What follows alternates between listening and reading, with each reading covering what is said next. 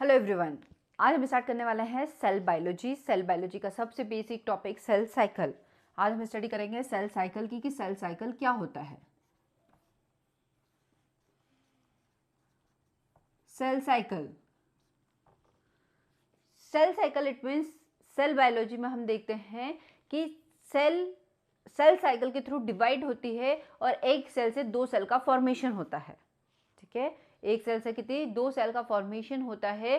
Cell death भी होती है तो सेल साइकिल के थ्रू सेल डिवाइड भी होती है, क्योंकि दोनों चीज बहुत जरूरी है बैलेंसिंग के लिए। आपकी बॉडी में सेल डेथ भी जरूरी है, ओल्ड सेल की कीलिंग या लाइसिस, और न्यू सेल का फॉर्मेशन भी जरूरी है। मतलब सेल साइकिल के थ्रू सेल डिवाइड होगी और नई सेल का फॉर्मेशन होगा। दोनों चीज क्यों जरूरी है? बैलेंसिंग की कंडीशन के लिए। तो सेल साइकिल नाम से समझ में आ रहा है, साइकिल है, एक साइक्लिंग प्रोसेस है। साइक्लिंग प्रोसेस मतलब हम कह सकते हैं ए बी को जा रहा है, बी सी से कन्वर्ट हो रहा है, सी डी को जा रहा है और वापस वो साइक्लिंग प्रोसेस के थ्रू ए में चले जा रहा है। ये कैसा एक साइक्लिंग प्रोसेस है। सेम ऐसे ही सेल भी क्या करती है, एक साइक्लिंग प्रोसेस के थ्रू सेल को डिवाइड करती है और दो नई सेल का फॉर्मेशन करती है। वो साइक्लिक प्रोसेस क्या होगी, किन किन फेजेस में कंप्लीट होगी, हम सब डिटेल में स्टडी करेंगे। सेल साइकिल इट मीन्स यदि सेल डिवाइड हो रही है, इट मीन्स सेल का जो अंदर मटेरियल है, कंटेंट है, उसको भी आपको डुप्लीकेट करना होगा। यदि आप एक सेल से दो सेल का फॉर्मेशन कर रहे हो तो उस सेल में जितना भी मटेरियल ट्रांसफर हो रहा है, पहले आपको उसको भी तो डुप्लीकेट करना होगा, तभी तो नई सेल में वो सेल का कंटेंट हाफ हाफ होगा। तो सबसे पहले वो फेजेस जो सेल के मटेरियल को, प्रोटीन्स को, एंजाइम्स को, सेल ऑर्गेनेल्स को रेप्लिकेट करती है, वो मेथड्स भी देखेंगे हम कि कैसे सेल ऑर्गेनेल्स किन किन फेजेस में कंप्लीट होता है, कब डीएनए का डुप्लीकेशन होता है, कौन सी फेजेस इन्वॉल्व होती है, सब चीज़ हम डिटेल में स्टडी करेंगे। सबसे बेसिक पार्ट है ये। होपफुली यह कहा जाता है कि ये आपको बेसिक स्टेप्स में अर्ली एजुकेशन में ही ये बता दिया जाता है कि सेल साइकिल की साइक्लिंग प्रोसेस होती क्या है। ठीक है, तो हम स्टार्ट करते हैं सेल साइकिल। किन किन बेसिक स्टेप में सेल साइकिल को दो फेजेस में डिवाइड किया गया है। सेल साइकिल को दो पार्ट में डिवाइड किया गया है, इंटरफेस और सेकंड होती है एम फेज। इंटरफेस को ही कहा जाता है प्रिपरेटरी फेज। इंटरफेस को ही क्या कहा जाएगा? Preparatory phase. प्रिपरेटरी फेज मतलब प्रिपरेशन कर रही है, प्रिपरेटरी फेज। और एम फेज मतलब माइटोटिक फेज। प्रिपरेटरी फेज में ज़्यादा टाइम लगेगा या एम फेज में? डेफिनेटली यदि हम किसी चीज़ की प्रिपरेशन करते हैं तो प्रिपरेशन में ज़्यादा टाइम लगता है। यदि आज हम किसी कॉम्पिटिटिव एग्जाम की प्रिपरेशन कर रहे हैं तो उसके प्रिपरेशन का ड्यूरेशन ज़्यादा होगा कि बजाय उसके रिजल्ट या एग्जाम का। एग्जाम तो 3 घंटे में ख़त्म हो जाएगी, बट उस 3 घंटे के एग्जाम के लिए हमें प्रिपरेशन कितना लंबे टाइम तक करनी पड़ी। Suppose 6 month, 1 year, 2 year, 3 year, जितने भी लंबे टाइम की प्रिपरेशन करनी पड़ी। मतलब प्रिपरेशन फेज का ड्यूरेशन हमारा ज़्यादा था बजाय किसके? एग्जाम के ड्यूरेशन के। तो सेम सेल साइकिल के साथ भी ऐसा ही होता है। उसे सेल को डिवाइड करने के लिए जिन जिन एंजाइम्स और प्रोटीन की रिक्वायरमेंट होती है उसको कलेक्ट करने में ज़्यादा टाइम लगता है बजाय सेल डिवाइड होने के। सेल डिवीजन बहुत ही कम टाइम में हो जाएगा, लेकिन उसके प्रिपरेशन में हमें लग जाते हैं अराउंड 23 आवर्स। 23 आवर्स किस में लग जाते हैं? उसके ओवरऑल सेल साइकिल का ड्यूरेशन होता है 24 घंटे का। सेल साइकिल डिवाइड होकर दो सेल का फॉर्मेशन करती है 24 आवर्स में, लेकिन उसके 23 आवर्स किस में लग जाते हैं? प्रिपरेशन करने में ही, प्रिपरेटरी फेज में। लेस देन 1 आवर किस में लगता है आपका? एम फेज में। लेस देन 1 आवर किस में लगता है उसका? एम फेज में। प्रिपरेटरी फेज या इंटरफेज को ही कितने पार्ट में डिवाइड किया गया है? बेसिकली प्रिपरेटरी फेज को डिवाइड किया गया है डिफरेंट पार्ट्स में। G1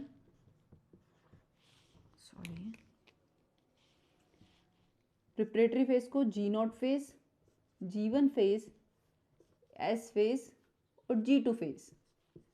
प्रिपरेटरी फेज को कितने टाइप में डिवाइड किया गया? 4 टाइप्स में, G0, G1, S और G2। एम फेज को फिर डिवाइड किया गया डिफरेंट पार्ट्स में, प्रोफेज,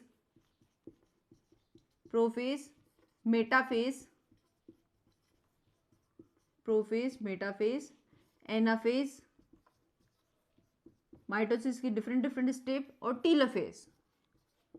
मतलब कह सकते हैं आप मैम फेज को बेसिकली एम फेज में कैरियोकाइनेसिस पहले होगी, उसके बाद ही क्या होती है? साइटोकाइनेसिस। कैरियोकाइनेसिस और साइटोकाइनेसिस। कैरियोकाइनेसिस मतलब न्यूक्लियस का division, karyokinesis plus cytokinesis. Cytokinesis मतलब साइटोप्लाज्म का डिवीजन।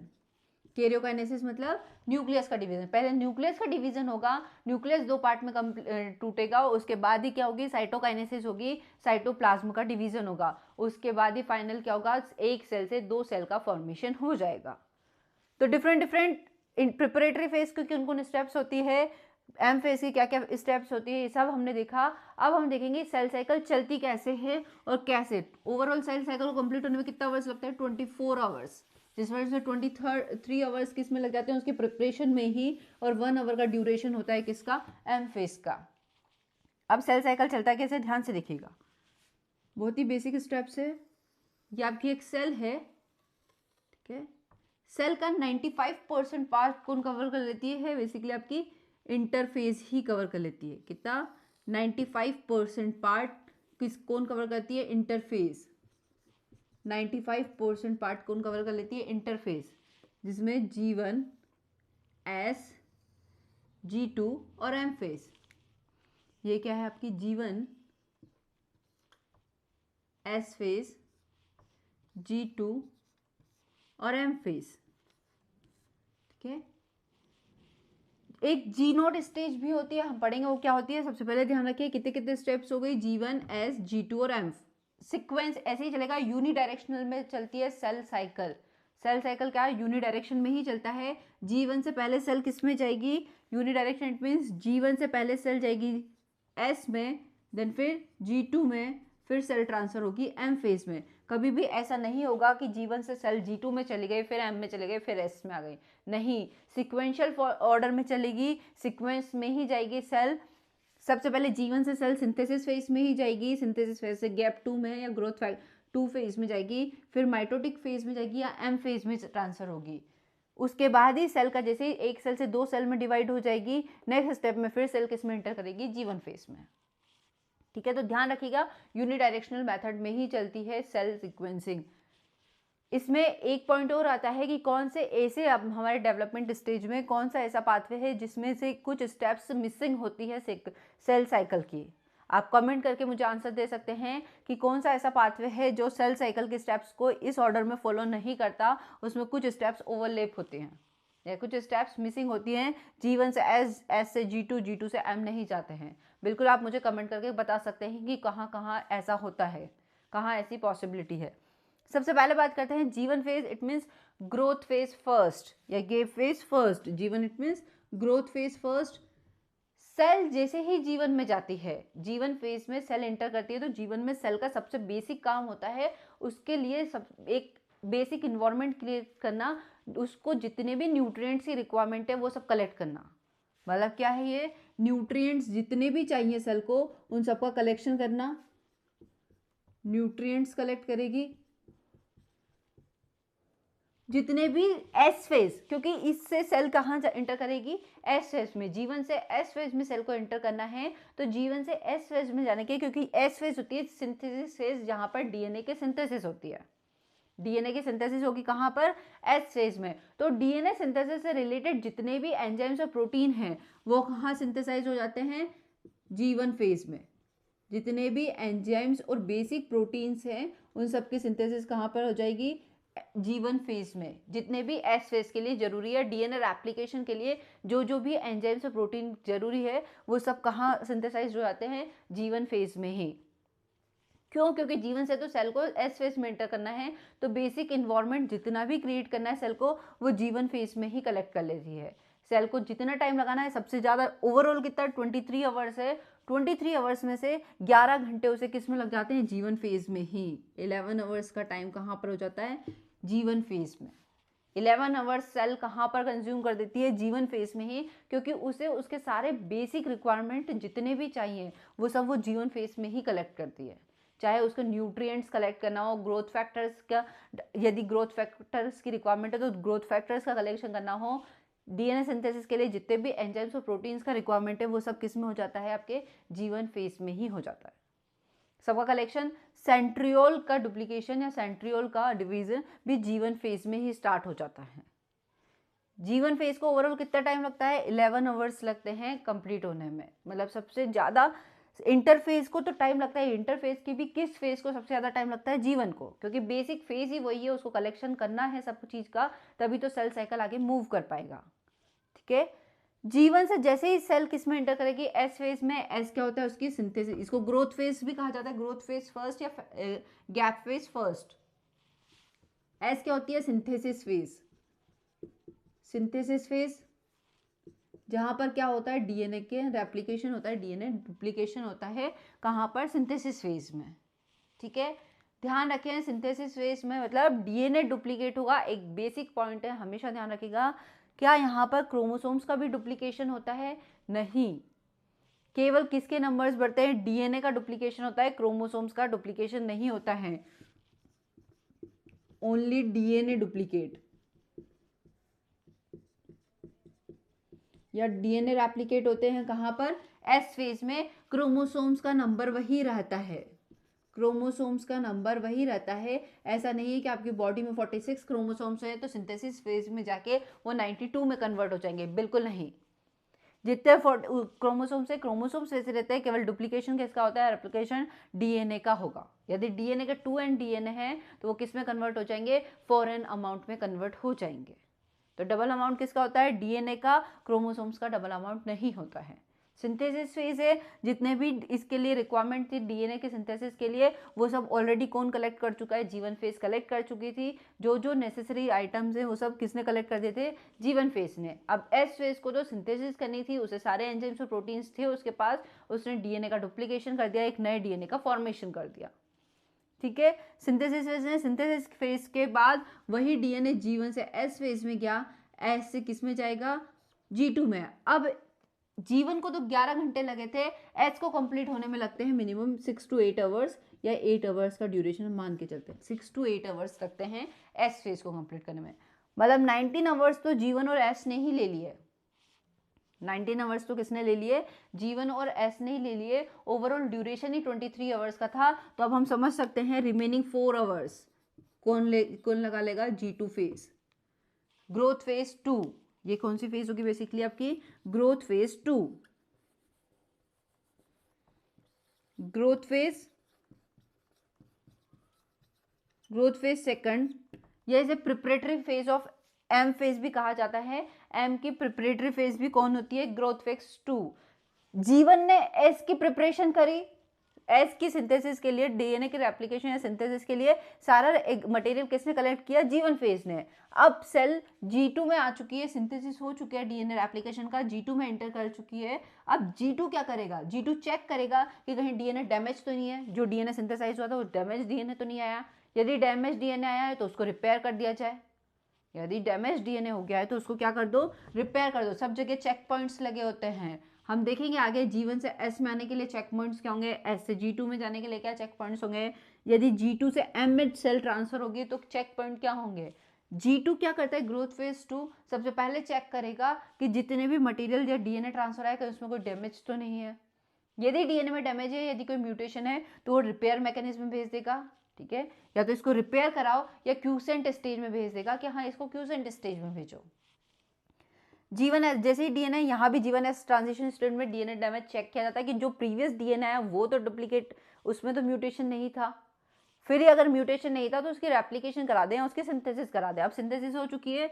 ग्रोथ फेज 2 क्या करेगी? बेसिक जो फंक्शन है ग्रोथ फेज 2 का, वो एम फेज में माइटोसिस में जितने भी प्रोफेज, मेटाफेज, एनाफेज, टीलोफेज में जितने भी बेसिक रिक्वायरमेंट थी उसको, क्या उसको ट्यूबुलिन प्रोटीन का सिक्रेशन करना है, या सेल के स्पिंडल के डिवीजन के लिए, या मेटाफेज में कि इन 4 स्टेप्स में जिन जिन भी प्रोटीन और एंजाइम की रिक्वायरमेंट होती है वो सब कौन सिंथेसाइज करता है? Growth phase 2। वो सारे जोते भी रिक्वायर्ड मटेरियल है एम फेज को, वो सब कौन उसको सिंथेसाइज करेगा? ग्रोथ फेज 2 कलेक्ट करने का काम करेगी। ठीक है, मतलब ये preparatory phase of M phase की प्रिपरेटरी फेज होती है ग्रोथ फेज 2, जो किसकी प्रिपरेशन कराती है? एम फेज की। ठीक है, क्योंकि सेल को किस में एंटर करना है? अब ग्रोथ फेज से एम फेज में जाना है, इसलिए ग्रोथ फेज 2 में ही सेल सारे न्यूट्रिएंट मटेरियल्स कलेक्ट करना, उसके एंजाइम्स, प्रोटीन्स को कलेक्ट करना सब ग्रोथ फेज 2 में कर लेती है। कितना टाइम लगता है उसमें? 4 आवर्स। मतलब इंटरफेज के सबसे कम टाइम लेने वाली स्टेप्स होती है ग्रोथ फेज 2, क्योंकि सेल आ चुकी है, पहले कलेक्शन सारा मेन काम तो G1 फेज ने कर दिया था, डीएनए रेप्लिकेशन करना सिंथेसिस फेज में हो गया था। अब इसको तो केवल क्या करना था, उन मटेरियल को कलेक्ट करना था जो एम फेज में रिक्वायरमेंट हो, जिसकी जरूरत किस में हो, एम फेज में हो। ठीक है, अब जैसे ही सेल G2 से M में जाएगी, M में क्या होगा, डिफरेंट डिफरेंट स्टेप्स होती है, हमने पढ़ा था प्रोफेज, मेटाफेज, एनाफेज और टीलोफेज। डिफरेंट डिफरेंट स्टेप्स होती है, क्या क्या होती है, प्रोफेज, मेटाफेज, एनाफेज और टीलोफेज और साइटोकाइनेसिस। बेसिकली क्या होगा, साइटोकाइनेसिस। ठीक है, ये डिफरेंट डिफरेंट स्टेप्स होगी। मतलब पहले क्या करती है सेल, कैरियोकाइनेसिस कराती है। जैसे ही सेल में ओवरऑल न्यूट्रिएंट मटेरियल हो गया, एंजाइम्स हो गए, डीएनए रेप्लिकेट हो गया सब, अब इनमें जाने के बाद मेनली स्पिंडल फाइबर क्रोमेटिन का सेपरेशन कराना कि हाँ क्रोमेटिन स्पिंडल फाइबर से अटैच्ड है या नहीं है, वो सब देखना कि हाँ अगर अटैच्ड है, प्रॉपर क्रोमेटिन के स्ट्रक्चर्स है, स्पिंडल फाइबर से अटैच है वो, तो उनको सेपरेट करा देना, सिस्टर क्रोमेटिड का सेपरेशन कराना। वो सब किस में होगा, एम फेज पे। सिस्टर क्रोमेटिड्स को सेपरेट कराने का काम करती है एम फेज या माइटोसिस फेज। ये सिस्टर क्रोमेटिड्स को सेपरेट करा देगी किन किन स्टेप के through, prophase, metaphase, anaphase, telophase. ये चारों स्टेप्स भी हम डिटेल में पढ़ेंगे कि किस किस स्टेप में क्या क्या होता है। अभी बेसिक ध्यान रखिए सेल साइकिल में इन चारों स्टेप में क्या होंगे कि स्पिंडल फाइबर्स यदि अटैच्ड है क्रोमेटिन से, तो उन्हें सिस्टर क्रोमेटिड्स को सेपरेट करा देना, अलग अलग न्यूक्लियर उनके पोल्स पे ले जाना, ताकि क्या हो सके, उसके न्यूक्लियर मेम्ब्रेन का फॉर्मेशन हो सके।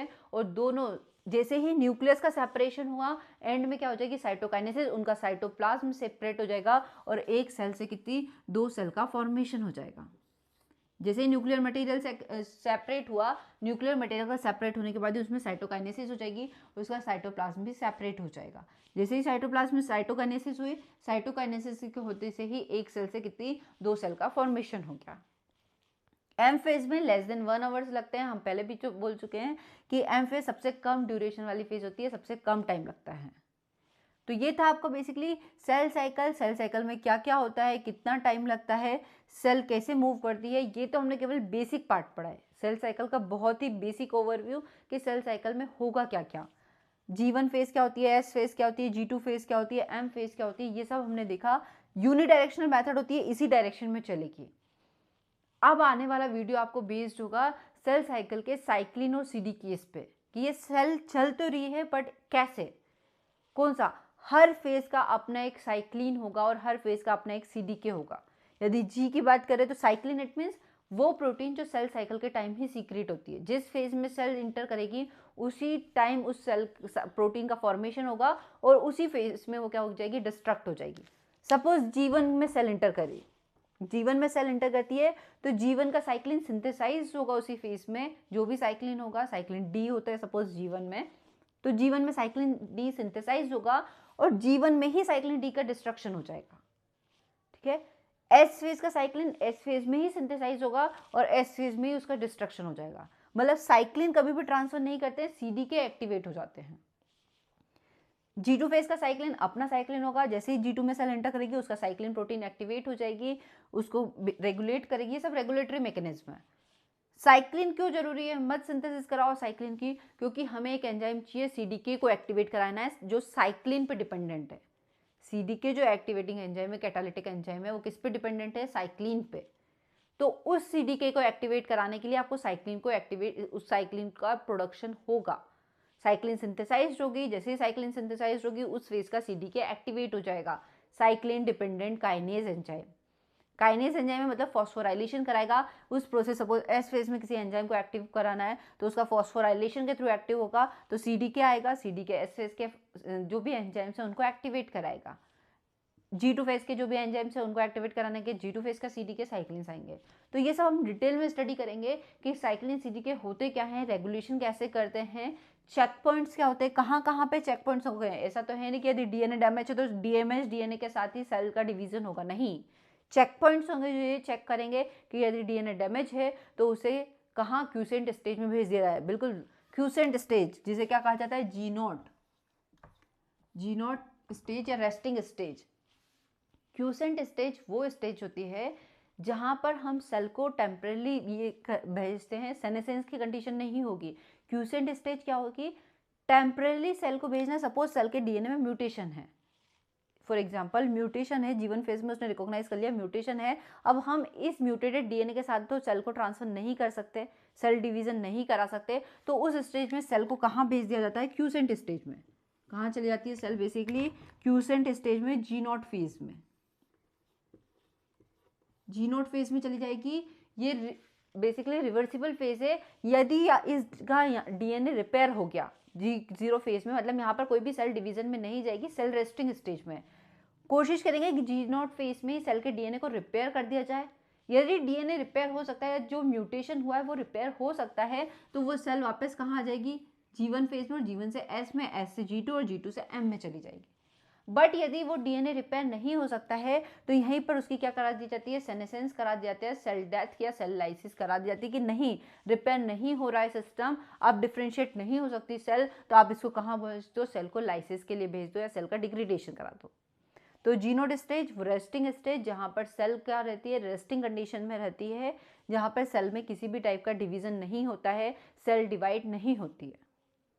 ठीक है, बेसिकली हमारी बॉडी में देखा जाए तो हमारी बॉडी की नर्व सेल्स और स्केलेटल मसल सेल्स, जो टर्मिनल डिफरेंशिएटेड सेल्स है, वो किस स्टेज में रहती है, जी नॉट स्टेज में। ध्यान रखिएगा, बहुत इंपॉर्टेंट क्वेश्चन है, क्योंकि उनमें डिवीजन नहीं होता है किसी भी टाइप का, तो वो हमेशा अपनी सेल को सेल साइकिल की किस फेज में रहती है, जी नॉट फेज में या क्यूसेंट स्टेज में। कौन कौन सी सेल, नर्व सेल्स या स्केलेटल मसल सेल्स, क्योंकि वो टर्मिनल डिफरेंशिएटेड सेल्स है, उनमें क्या होगा, डिफरेंशिएशन नहीं होता है, डिवाइड नहीं होती हैं, इसलिए वो हमेशा जी नॉट रेस्टिंग स्टेज में ही रहती हैं। ठीक है, या तो रेस्टिंग स्टेज होती है इसलिए यदि रिपेयर करने का थोड़ा टाइम देती है, यदि रिपेयर हो सकता है तो उसे वापस सेल साइकिल में मूव करा दो, नहीं हो सकता है तो उसे सेनेसेंस करा दिया जाता है, उस सेल की लाइसिस करा दी जाती है। तो ये था बेसिकली आपका सेल साइकिल क्या होता है, उसकी डिफरेंट डिफरेंट स्टेजेस क्या होती है, कितने टाइम में कंप्लीट होता है, बहुत ही बेसिक पार्ट था। अब आगे आने वाले वीडियोस हमारे होंगे थोड़े से हायर लेवल पे जाएंगे, सीडी के साइक्लिन्स क्या होते हैं, चेक पॉइंट्स क्या होते हैं, कैसे चेक पॉइंट्स रेगुलेट करेंगे, डीएनए कंटेंट को आप कैसे, यदि सेल में डीएनए कंटेंट बढ़ता जा रहा है तो किस मेथोडोलॉजी के थ्रू आप उसे मेजर करेंगे, ये सब हम डिटेल में स्टडी करेंगे।